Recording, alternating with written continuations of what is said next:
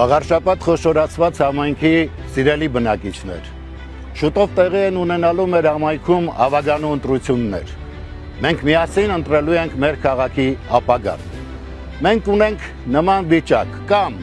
երկրի հակառակ կողմից եկածները նորից գալու են խավարը որպես լույս ներկայացնել, պարտությունը որպես հաղթանակ ներկայացնել, անկումները ներկայացնել թռիչքներ, կամ մենք իրական հաղթանակներ ենք միասին ունենալու, մենք միասին կարողանալու ենք կերտել արժանապատիվ ապագա, մենք ցույց ենք տալու, որ հայը տերն է իր երկրի,